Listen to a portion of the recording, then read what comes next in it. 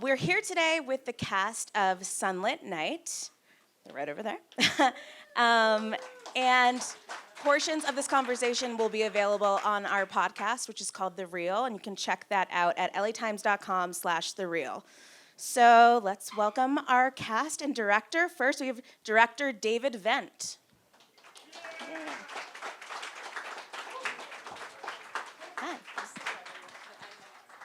Hi. Okay, and we have star Jenny Slate, also producer, right? Zach Galifianakis. Screenwriter Rebecca Dienerstein. Is that how I say it? And Alex Sharp.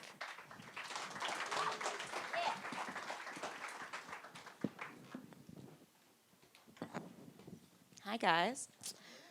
So how was the premiere, first of all?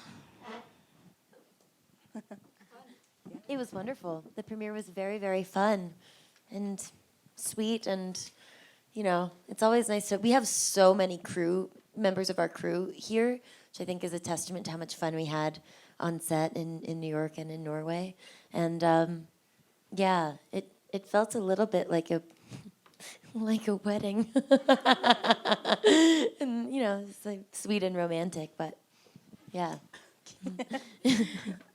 Rebecca, talk to me about how this story came to be. It's like a really eccentric piece of work, and I'm wondering where the origins of it were. The eccentricity starts, I guess, in the fact of the Arctic, which is a crazy place. It's preposterously extreme, and these mountains go right into the fjord water, and the fjord water looks like it's in the Bahamas. It's turquoise, but it's frigid, and nothing lines up. And I moved there after college to write a book of poems, actually, about the 24 hours of light that they get during the summer and the 24 hours of darkness in the winter. And I found pretty quickly that when you're living alone in a former insane asylum on an island in the Norwegian Sea, there's just nothing to do but write more. So I tried to also write a novel that became this novel, and that's what took us here today. How did you end up writing poetry in this place? How didn't I wind up writing poetry? I mean, the place itself is a piece of poetry, so it was just asking me to try to deserve it. I mean, it begs for poetry. Jenny, I'm not sure everyone here has seen the movie. Do you want to kind of describe what it's about?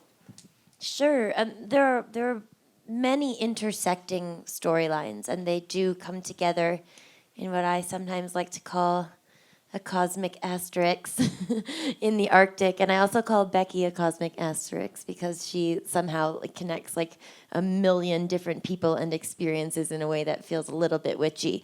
In fact, she and I just met randomly in a park, which is like a whole other thing. But basically, I should start with my character because that's the one I'm the closest to, I guess. I play a woman named Frances who, when she's sort of tanking in her graduate program, she's a visual artist, and her romance falls apart, and her family life becomes very troubled and fraught. She sort of realizes that she hasn't made very many choices about who she specifically is, and as David has put it, has been living in a lot of other people's lives, and that her life is a life of living in other people's decisions and other people's spaces. And the one last option that she has to make art at this point is to become the apprentice to a sort of disgraced Norwegian artist who's been commissioned by the government to paint a barn yellow. And it's her only option, and so it's her best option. And she goes to Norway knowing nothing. And then she runs into Alex's character. Right. He can pick it up there. Yeah, that's cool. Take it away.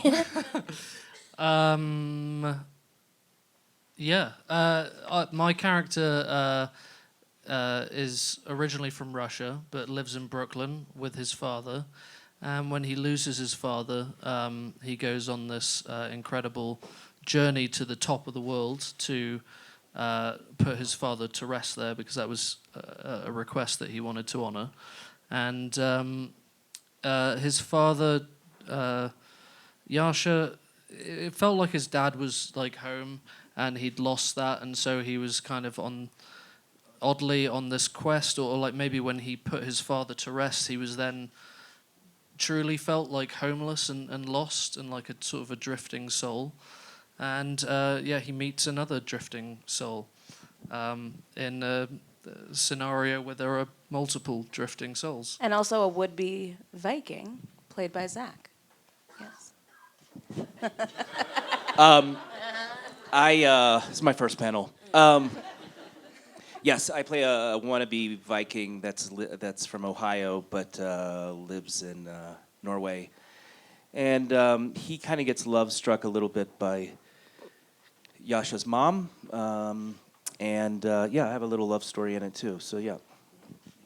At the very end, I like that. At the very end, yeah. Oh, yeah, stick there's around, I have guys. a couple love stories in that movie. Yeah, that's right. I forgot. If you're a little like, am I going to see this or not?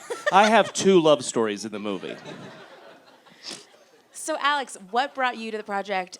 I mean, was it alone the fact that you guys got to shoot in like the most beautiful place ever? Was it to Alex or to me? Just to be sure. Sorry, to you, David. Can you repeat the question? I was like still like mesmerized by Zach. So now we have to like repeat it again for me one more time. What drew you to directing this, and was it the fact that it was so beautiful just in the countryside alone? Well, I mean, to actually go there and to see how it is, that was like the second step. Like the first was like Rebecca's novel and her script basically, and I really liked the poetry of it, the delicacy, but also the humor that was there basically in the dialogue and in the characters. And for me, it was like a challenge to think about like how to transfer this written poetry into to images basically. And the second step was then to actually like meet them and like to figure out a way to shoot together. And like they were so wonderful that there was no turning back for me afterwards. And then the third step was actually going like above the Arctic Circle to Lofoten to like see for myself like how it is and like how what locations are there. And like it's like fictionalized, but like many things really are there. So there in the movie, there's like this strange Viking museum up there, and like that's where Mr. Galifianakis is employed. And this museum actually exists basically, and they have like in the middle of nowhere in the Arctic like this huge Viking longhouse they reconstructed, and this spectacular Viking movie they show there to tourists. So that was very interesting, and was of course important to really adapt it into like a film. Yeah. How did you guys get acquainted with the landscape there? And because it's pretty remote, did that change the vibe of filming, or like the focus of it? We filmed overnight because we were filming during the 24 hours of light season, so the sun never set, but it comes closest to the horizon between 10 p.m. and 4 a.m., so it kind of looks like a combination of sunrise and sunset, and we wanted to capture those colors. So we were working between 7 p.m. at night and 7 a.m. in the morning, and then we'd have some beers at 8 a.m., and I've never done that before. It felt... You haven't? You have! It was new for me, and I really loved it. Was It's a good way to start the day, not end it. that schedule seems insane. Like, how did you guys adjust to that? Well, I mean, the good thing is like the sun was actually there basically, so it was like just strange that when you went to bed, the sun was actually going more up in a way basically. But like shooting at night was really possible because you had like daylight the whole time. It was sort of, I mean, I felt like my internal clock kind of just like strolled away. I didn't feel weird about it. And I do tend to, I can fall asleep though in the day. Sometimes I sleep with the light on even, so maybe I was a really good candidate for that. But we worked consistently and really hard. So we would have a full day and then would just go to sleep and work again. It really just was a very set rhythm, and I thought it felt really good. But it is super weird to look up at the sky and be like, it's 3:15 p.m., right? And then you realize it's like, 11:49 p.m., and it just always looks like the afternoon. Right. Yeah, and that's a big theme in the movie, how the light or the darkness affects sort of our state of minds. Did you guys find yourself analyzing the way your thoughts were changing? I actually did, yeah. Yeah. I there are a lot of reasons why this film is incredibly meaningful to me. And because part of it just represents me taking the right kind of risks so that I can grow as an artist, but also become a confident adult. I mean, even at 36, I work on becoming a confident adult. And all of the decisions I made were because like they felt good. And because I want to be someone that does beautiful things and does them from my heart. And when we were there, and it's truly like the sunlight can blow you open. You can't, you're just there. You're there in the light. And I really had nothing to examine but myself, my work habits, and like how my body worked. And it was a real, it was a turning point for me. I've got to say, I think this movie grew me up. I think I came back a lot more mature and steady. And this movie will always be precious to me for many reasons. But yeah, it taught me how to be a better actress and better adult. That's beautiful. Yeah. Zach, your character is like pretty funky in this, I would say. You get to wear some really cool clothes and like, did you change your beard up a little bit? I know. I think it was my. No, I don't think we did a lot of beard work. Okay. I think I shaved half my hair off. Oh, wow. Because that's the style. That's right. That's the Viking style, and I got to wear a lot of pretty authentic Viking clothes. And there's people in I think it's Sweden that still make Viking clothes for people that might have a Viking fetish or something like that. Yeah. I hear that they're in like Iceland, you can take Viking portraits. Yeah. So did you delve into that world of like Viking obsession? Well, some of the extras were Viking. They've kind of dropped out of society to become modern day Vikings. What does that entail? Well, one of the Vikings made me a really nice knit hat. He knitted it for me, and this is a guy that if you've seen the movie, it's the guy I'm fighting with. So he's this really hulky. He's actually really beautiful. Really, really. He was really handsome. Beautiful Yeah. body. Wow. Very svelte. Anyway, he knitted me a hat, and then I was really moved by it. I was like, wow, where did you learn how to do this? This is amazing. He's like, YouTube. So Vikings go on YouTube now. That's the difference. Yeah.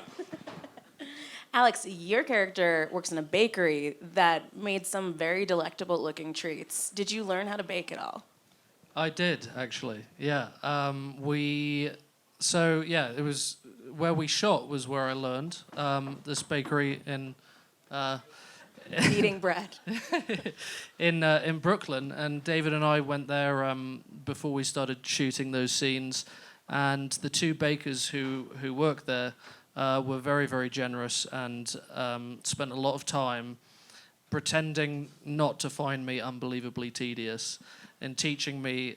It took me like literally 4 hours to learn how to do one of the little roll things that they do like about 3 in every 5 seconds. Like they were a machine, but they only work at night. So we were there. We'd go in at night. It was kind of a cool experience. So you guys are like completely nocturnal now, is what you're saying. Yeah, pretty much. Yeah. Jenny, you're a producer on this project. How did you work with David and Rebecca in that capacity? Well, I'm not the one that knows how to like write an application for a grant from like a Norwegian arts board or something, so that's not what I did. But in terms of creative input, I was there, while Becky was writing the screenplay. She wrote a few drafts on her own, and then when David came in, we all started to collaborate. And I mean, that's something that I've never gotten to do before, which is to just know that I will be playing the character and be there as it's being constructed, and also having to keep the whole film in mind, not just being like, I want the most lines or whatever, which that's not what I'm like, but this isn't a school play, I know that. I'm like counting my lines. This is over. Thank you so much. Just truly see myself like slowing to a stop. I'm like, be quiet. But no, I mean, my greatest strength is as a creatively geared producer, and yeah, and so the conversations for me were about casting, were about putting together this script and also putting together our team. So there's a really cool. You mentioned your character is an artist and is working for someone who's painting a barn, and it's this very elaborate design, I guess. How did you set that up, David? And who actually did that work? Well, it's a real barn there, and we had like a Norwegian artist who does like murals in Oslo. He did the design basically, but actually I forced Jenny to paint quite a lot of it, like I wanted to. as rehearsal and also during the shooting, basically. But then we had a little help from the artist plus some extra hands who actually then did the real hard painting. What did you have to do, Jenny? I painted. Like Yeah. with just a roller and everything? Yeah, I think sometimes I had to spray paint, but I also was really afraid to mess it up. It was an actual design, and the artist that created it was like very, very emotional about painting this barn, and he was so happy to be there with us, and I just really didn't want to go in there as just like the actress who's like, and just paints it. But the barn was a physical place that really did get painted as we shot. So on the day that we showed up and shot the scene where they're getting ready for the inspection and the barn is basically finished, like that was the first time that I really saw it finished. And I painted in the beginning, but did not do the end of it, and showed up and light was shining through, and it was like standing in the middle of a very gentle sun, and it really blew me away. Yeah, and there's just pictures from that day of me standing there being like It was very, gorgeous. very emotional. Very stunning, very beautiful. Your Instagram from that entire period when you guys were shooting was just I was like, these pictures, they're so pretty. Yeah, it's beautiful there. Yeah. And fun. Rebecca, having written the novel and then the screenplay, what do you want the story to say about sort of self-exploration and how maybe going to a very far-flung place can contribute to that? Yeah, I hope that it just encourages people to go out in search of rapture and peace and precision. Those are things that are available to everyone, and beauty is open to all. And I hope so much that this movie inspires a sense of tranquility and hope